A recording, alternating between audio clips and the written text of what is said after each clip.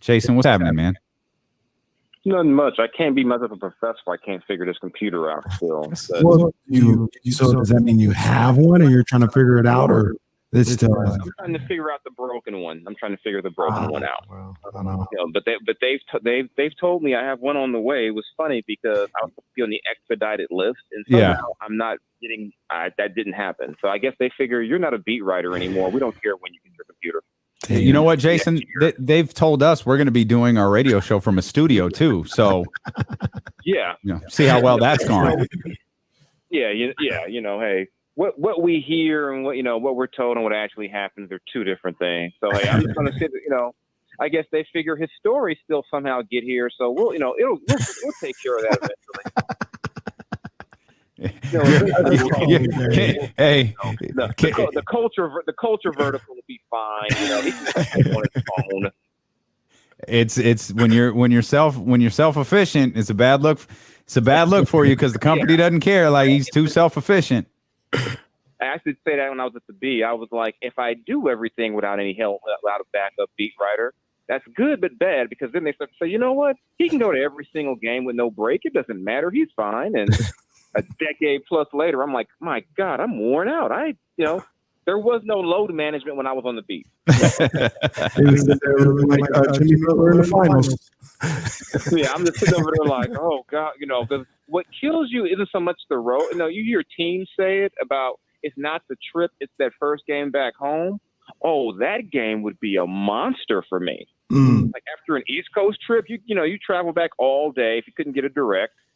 That's why I have to fly out the Bay so much, because you could get a lot more direct flights back, like from Toronto to San Francisco. It's easier to do that than say, hey, let's go from Toronto to Sacramento.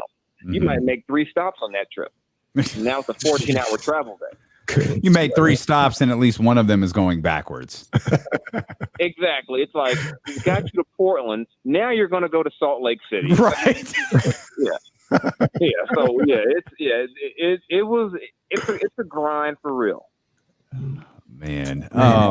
The Kings popped up in a trade rumor conversation. Obviously, the Utah Jazz are just tearing everything apart, and now the final pieces to be spread across the league are Mike Conley, Bojan Bogdanovic, and Jordan Clarkson. There were at least a report from Sports Illustrated that says the Kings have inquired about Jordan Clarkson, former Laker. What do you think of Clarkson as a player?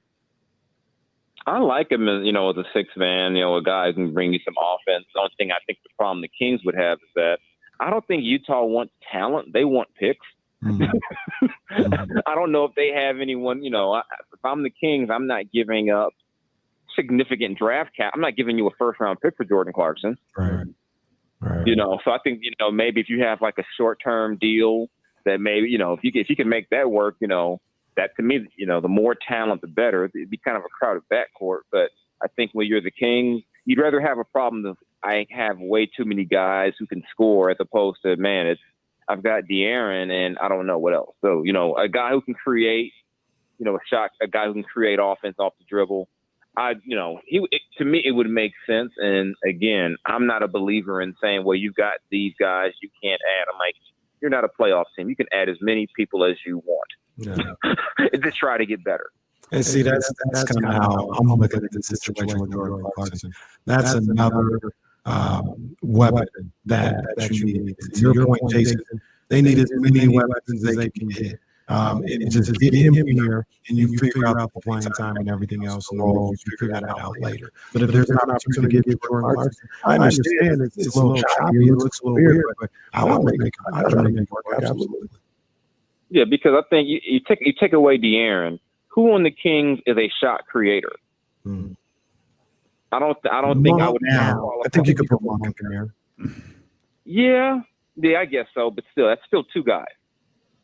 And in today's NBA, if you're relying just on those to be your creators, I think, you probably need a little bit more, because even with the, it's not, you've got to be like Hall of Fame level creator like that. And even then, those guys are going to get worn down. So I think you can get some more shot creators, make life easier to where it's not all on Sabonis and De'Aaron to create everything. if you can do that, to me that's good. But Utah, like the dollar store right now, they're just even though it's now the $1.25 store, which annoys me, but they are all in on the tank. I mean those fans out there, they've never seen this. This is going to. You thought those fans were hostile before. I mean, I can only imagine some of the names the Jazz players are going to be called during this season. Oh man. Oh my God, man, Jason. Not wrong, but man. You're going to have guys saying, "Get me out of here, please." But the fans got it. They're in on it at this point, aren't they? Like they recognize what it is. Yeah, they recognize. It doesn't mean they're going to like it because Utah has never done a complete teardown before. I mean, there's going to be some games they're going to get beat by 40. Yeah. There's going to be some ugly games in Utah. I mean, it's one thing to be bad, but when you've already traded your 2 all-stars and the whole league knows anyone who can help, they're trying to get rid of. There's going to be some ugly nights out there. Yeah. Is there a like? Yeah, you can tell I have a tear in my eye for the Utah. Yeah, no doubt. We all do. We made the money work with Terrence Davis, Alex Lynn, and Shemezi Metu. Is there a way where you see this working? Should something like this come to, because all 3 of those deals expire, so they can move off from them pretty quickly. And Clarkson has a player option for next season. But is there a way that Harrison, Clarkson, and Kevin Huerter all work on the roster? I think you tell Mike Brown to figure it out. Kenny Caraway school of thinking right there. I say, man, you got to figure it out. Just figure it out. I mean, the 3 guys you mentioned, you're looking at basically, one of your backup bigs and, probably 2 guys who may not figure in your plans long term. Mm-hmm. So if you can somehow make that work, Utah gets off of off that money. It gets the Kings closer to that top 10, play-in, playoff situation. I think you look at every option, and because like I said, 16 straight years, you look at everything. I think for too long the Kings held on to guys because they liked them. Mm-hmm. And it was like, but it's not working. You're not going to win with this group. And they just held on too long. So don't be afraid to take a chance. I mean, what's the worst that could happen? You miss the playoffs again? Right. Yeah. I mean, it's not like making a move like this is going to cost you, the number 1 record in the West. You really got to go all in at some point to try to make the team better. I agree. I'm all for Jordan Clarkson if they can find a way to make it happen. And even better yet, like you said, I'm not giving up a 1st-round pick, but Utah's going to be looking for picks and maybe expiring contracts. You can do that and give them a 2nd rounder for an opportunity of Jordan Clarkson. Absolutely. And the reason why I say I wouldn't give up a 1st is because the Kings' 1st is not going to be in the 20s. If you're like the 28th pick, that's one thing, but there's a chance the Kings' pick could be 14, 15. All right. That's the reason why I'd be hesitant to let go. Unless you put some protections on there that says, with top 15 protected, top whatever, and then it conveys to something else down the road. That's the reason why I'd be hesitant to throw in a 1st-round pick to get him. It's because that would be my hesitation. Jason, are Raiders winning the AFC West this year? Wow. That's a good question. I'm feeling pretty confident. I like the fact that no one's really giving them a chance. They're looking at Kansas City. Of course they should get their love. They're looking at San Diego's or not San Diego. I'm sorry. Well, they'll always be San Diego. Same thing. Yeah, everyone knows what I'm talking about. The other team that plays in LA. They're the sexy pick. Russell Wilson has people forgetting that Denver's offensive line might be as bad as the Raiders. Mm. And so I think I'm anxious to see Derek Carr with a legit number 1 receiver. He hasn't had one since John Gruden gave away Amari Cooper and drafted a bad safety in his place. Mm. You know, so I mean, I'm anxious to see that. You know, now you've got a Darren Waller, Devontae Adams, Derek Carr, hopefully a healthy Josh Jacobs. That offensive line still scares me. Like, it scares me, but I think they can win the division. I think this is the division's a toss up, really.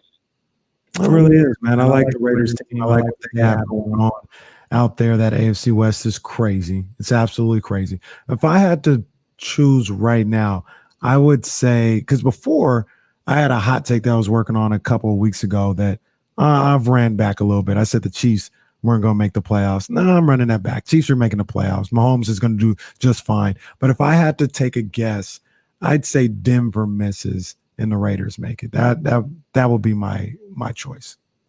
That's what I would say, but it's maybe I'm a little biased, but I don't think Denver is nearly. I don't think Russell Wilson. I mean, as good as Russell is, I don't think he elevates them the way people are assuming.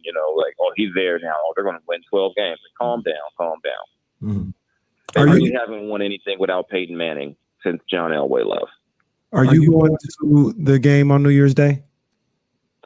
I looked at those prices and said my TV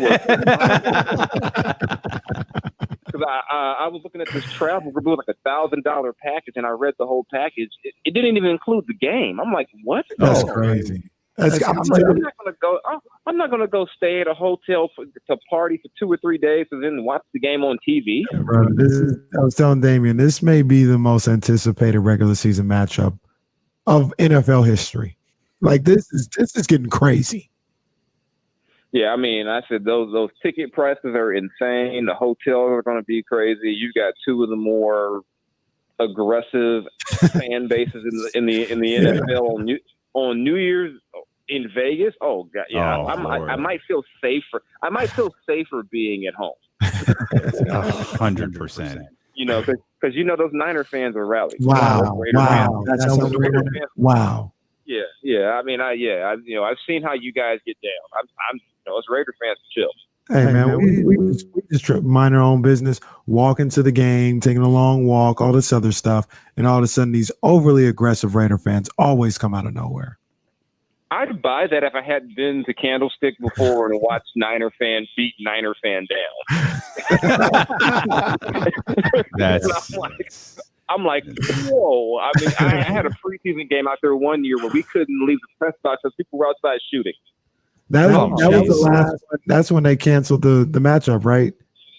I think that might have been the last one. Yeah, they were like, it was like actually that wasn't the last one because that was the early 2000s when I was at that game, and we were watching from the press box where people are like, it's Raider on Raider violence, Niner on Niner. I mean, what we really watched were gang fights. Yeah. Exactly. It really had nothing to do with the game. It was and that's kind of to me the sad part about it. It gets labeled as fan violence. It's really gang violence, and it has absolutely nothing to do with the game. Wasn't nobody fighting over a preseason game. I mean, anyone with sense is not fighting over guys who aren't going to make the team. Like they don't even know who the guys are on the field. I mean, so it was. Yeah, I'm just anyone with sense. TV. Anyone with sense isn't fighting over anybody that are on the team. Facts. Exactly. I've never understood my team lost, so I'm going to go fight. It's like, okay, you realize the guys you're fighting over don't even know who you are. And they care, and they care less than nothing about you. So stop this. They're looking at you going, we're not even mad like that. What's wrong with you? Mm-hmm. Like, I mean, I'm pretty sure De'Aaron Fox is not going to slug someone because they lost the game. So why are you fighting? I'm 1,000% confident De'Aaron Fox is not going to do that. Jay, we appreciate you, man. Thanks for always carving out some time for us. Tell the Athletics to step the game up. Yeah. Go Giants, by the way. What do you got? Like 30 games out of first right now? What do you got? Down year. We've proven that we'll come back and win a championship, though. I can't say the same for the Dodgers. Not this year. No, not this year. I'm talking about just our history. In our recent history. Niner Giant fan. We're not talking about talking about 2022. Talking about history. Yeah, you guys will lose. I mean, you guys will lose. You love to live in memory lane, but we're talking about 2022, and right now you're like 40 games out. You're like 40 games out. We are, but the Dodgers will blow it. You were just crying last week or two on Twitter about how horrible it was. You guys win one game in LA. Oh, now you want to talk. Oh man, I didn't worry about that game, man. We probably gonna lose the series, man. But it's all good. It's all good. Dodgers will blow it in October. They always do. They always do. We have October to worry about. We'll see you in spring training. Thanks, Jay. All right, y'all take care.